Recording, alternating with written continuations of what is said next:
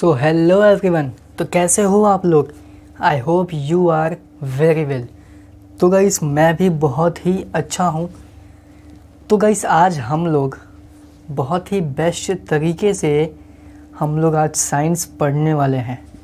Science बहुत ही अच्छी चीज़ होती है गाइस, आप लोगों को बता दूं, और बहुत ही इंटरेस्टिंग चीज़ होती है। यदि आपको पढ़ने आता है, आपको सभी चीज़ें समझने आता है, तो आपके लिए साइंस कुछ भी नहीं है, चिंदी है। ऐसे क्या है? चिंदी है, ठीक है। तो गाइस आज हम लोग देखने वाले हैं अपना पार्ट 3, ठीक है। हम लोग पार्ट 3 वीडियो है। यदि तुम लोग पार्ट 1 पार्ट 2 वीडियो नहीं देखे हो तो डिस्क्रिप्शन बॉक्स में आपको प्लेलिस्ट की वीडियो मिल जाएगी, तुम लोग वहाँ से जाके देख सकते हो, ठीक है। तो अभी हम लोग आज अपना चैप्टर 1 गुरुत्वाकर्षण का देखने वाले हैं। पार्ट 1 पार्ट 2 देख लो, तभी आपको पार्ट 3 समझेगा, ठीक है। और सबसे अच्छी चीज़ यहाँ पे आपको महाराष्ट्र बोर्ड के लिए है, क्लास 10th है, ठीक है। और ये साइंस 1 है। सबसे अच्छी चीज़ आपको पूरे यूट्यूब पे ना गाइस, ऐसी चीज़ कहीं पे भी नहीं मिलेगी। पूरे यूट्यूब में आपको कहीं भी ऐसा नहीं मिलेगा इन हिंदी, ठीक है। ये अपने हिंदी मीडियम के बच्चों के लिए, आप लोगों के लिए मैंने स्टार्ट किया है, ठीक है। तो यूट्यूब पे पहली बार ऐसा हो रहा है, ठीक है। आपको कहीं पे भी ऐसा नहीं मिलने वाला है, मैं पहले बता दे रहा हूँ, ठीक है। ये है अपना चैप्टर 1 गुरुत्वाकर्षण, ठीक है। तो ग्रेविटेशन सभी चीज़ें हम लोग बेसिक से पढ़ गए थे, तो बेसिक बहुत हो गया। अब हम लोग अपने टेक्स्ट बुक की तरफ आते हैं। तो आज हम लोग पढ़ने वाले हैं न्यूटन का वैश्विक गुरुत्वाकर्षण का नियम। यदि मैं इसको इंग्लिश में कहूँ तो इसको हम लोग इंग्लिश में बोलेंगे Newton's universal law of gravitation, ठीक है। अब गाइस बता दूं कि ये जो न्यूटन बाबा है, ठीक है, केपलर के बाद अभी हम लोग इसके पार्ट 2 वाले वीडियो में हमने देखा था केपलर लॉ, ठीक है, यानी कि केपलर के नियम, ठीक है। तो केपलर के नियम हमने देखा हुआ था, 3 नियम उनके थे, ठीक है। 3 नियम उनके थे। हम लोग ने एकदम बेसिक से फॉर्मूला सभी चीज़ें वहाँ पे हम लोगों ने लर्न किया, ठीक है। तो अभी हम लोग देखेंगे केपलर के बाद, ठीक है, अपने न्यूटन बाबा ने केपलर को कैसा मात दिया, कैसा क्या किया, आइए देखते हैं, ठीक है। तो यही 3 पॉइंट यदि तुम लोग एग्ज़ाम में लिख दोगे तो डेफिनेटली 2-3 मार्क्स, जितने मार्क्स के भी आएंगे फिक्स है, ठीक है। यही इतना ही लिखना है, ज़्यादा बड़ा आपको लिखने की ज़रूरत नहीं है। तो पहला पॉइंट ये है केपलर के नियम को, ठीक है, केपलर के नियम को, उनके 3 नियम थे। केपलर के नियम को ध्यान में रखकर अपने जो बाबा हैं न्यूटन बाबा ने वैश्विक गुरुत्वाकर्षण का नियम प्रतिपादित किया, ठीक है। तो वैश्विक गुरुत्वाकर्षण क्या होता है ये तुम लोगों को पता है क्या? वैश्विक गुरुत्वाकर्षण का मतलब ये होता है यूनिवर्सल ग्रेविटेशन, ठीक है, यूनिवर्सल लॉ। यदि अपने इंडिया में 2 को 2 कहेंगे तो डेफिनेटली अपने जो यूएसए है या कोई भी अदर कंट्री में भी हम लोग 2 को 2 ही बोलते हैं, समझ गया क्या? तो ये क्या है? ये यूनिवर्सल है। यूनिवर्सल वो चीज़ होती है जो हर जगह यूज़ होती है, चाहे वो इंडिया हो, चाहे पाकिस्तान हो, चाहे अनदर, ईच एंड एवरीथिंग, सभी कंट्री पे वो अप्लाई होगा, पूरा विश्व उसको मानता है। तो उसको हम लोग बोलते हैं वैश्विक गुरुत्वाकर्षण या फिर वैश्विक नियम। समझा? क्लियर है डाउट? एक बार फिर से बोलता हूँ तुम लोगों के लिए प्यार से, ठीक है। तो यूनिवर्सल यानी कि वैश्विक नियम ये होता है कि सभी लोग वही चीज़ मानते हैं, ठीक है। अगर अपने जो WHO हैं, ठीक है, जो अभी कोविड-19 का सिचुएशन है, तो जो वो कह रहे हैं तो वो सभी देश मान रहे हैं। जैसा वो लोगों ने कहा कि मास्क पहनो, ठीक है, सैनिटाइज़र लगाओ, तो ये सभी लोग कर रहे हैं ना। ऐसा तो है नहीं कि पाकिस्तान कुछ और लगा रहा है, इंडिया कुछ और लगा रहा है। उसको तो हम लोग मास्क ही कहेंगे और सैनिटाइज़र को सैनिटाइज़र ही कहेंगे, समझा क्या?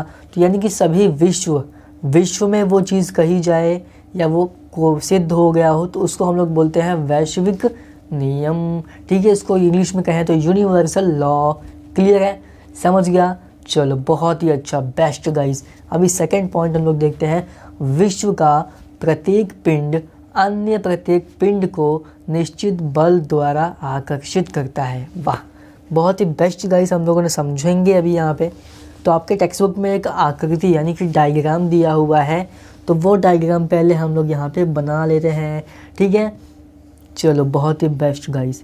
तो गाइस यहाँ पे आपको दिया हुआ है 2 पिंड दिए हुए हैं, ठीक है। पिंड समझते हो ना, सभी चीज़ें इस दुनिया में क्या पिंड है, पिंड समझ गया ना, हर चीज़ पिंड है, ठीक है। तो पिंड, अभी इस पिंड का एक नाम है, ठीक है, M1 M2, ठीक है। तो पिंड का नाम है M1 एंड M2, ठीक है। तो ये दोनों चीज़ हैं, समझ गया क्या।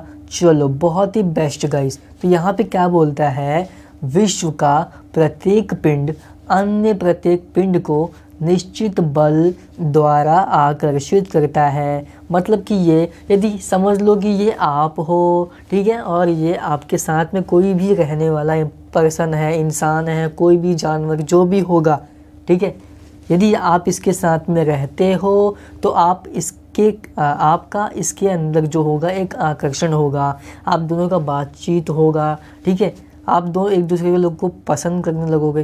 यानी कि सारा दिन यदि आप इसके साथ बिताते हो तो इसके साथ में एक अलग सा अपना क्या होता है ना, कुछ होता है, एक आकर्षण जैसा अट्रैक्शन फील होता है, समझ गए हो, ठीक है। एक ट्रू लव होता है, ठीक है, एक ट्रू लव होता है। ट्रू लव तो आप लोगों ने सुना ही होगा, बहुत ही आजकल छाया हुआ है यूट्यूब पे, इंस्टाग्राम पे, ये सब पे बहुत ये सब छाया हुआ है, ठीक है।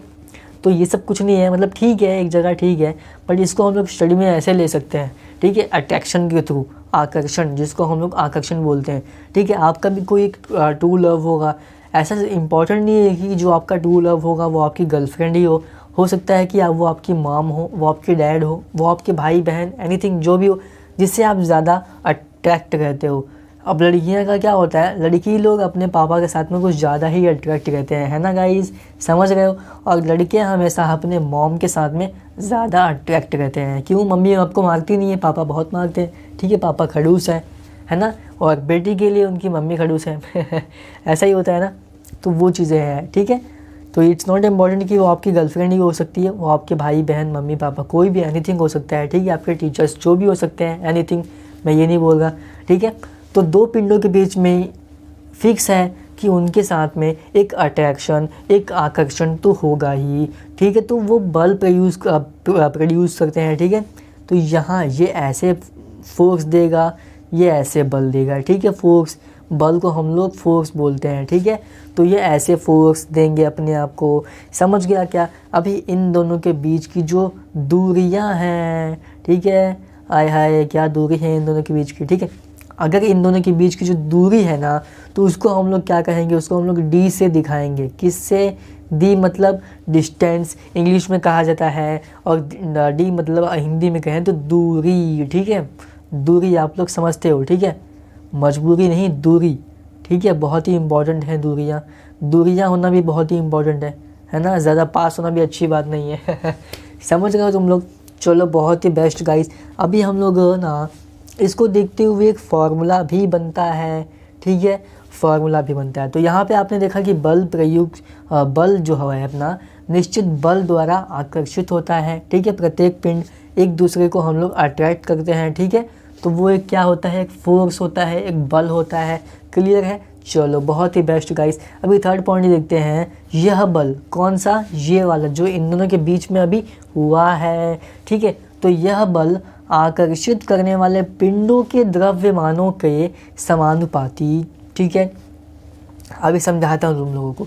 समानुपाती तथा उनकी बीच की दूरी के वर्ग के प्रतिलोमानुपाती होता है, क्लियर है। अभी देखना गाइस, इससे ना एक फॉर्मूला भी बनेगा जो कि आगे आपको उदाहरण सॉल्व करने, यानी कि इंग्लिश में कहा जाए तो न्यूमेरिकल सॉल्व करने में आपको काफ़ी हेल्पफुल होगा, समझा। चलो बहुत ही बेस्ट गाइस। अभी यहाँ पे हम लोग देखेंगे कि यह बल कौन सा, ये जो भी बल हुआ है, ये आकर्षित करने वाले पिंडों के, जो ये पिंड हैं आपके, पिंडों मतलब बहुवचन है, तो ये 2 पिंड है, तो पिंडों के द्रव्यमानों। अभी द्रव्यमान क्या होता है, द्रव्यमान मतलब कि इसका कुछ वेट होगा, कुछ वजन होगा, ठीक है।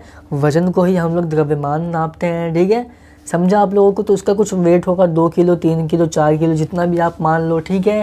तो द्रव्यमान के समानुपाती होता है, समझा। तथा उनके बीच की जो डिस्टेंस है, यानी कि जो दूरी है, ठीक है, उनकी बीच की जो दूरी है वो उनके बीच की दूरी के वर्ग समझते हो ना, जैसे कि दो दूनी 4, तो 3/3 वर्ग समझते हो ना, तो 3/3 9 होता है।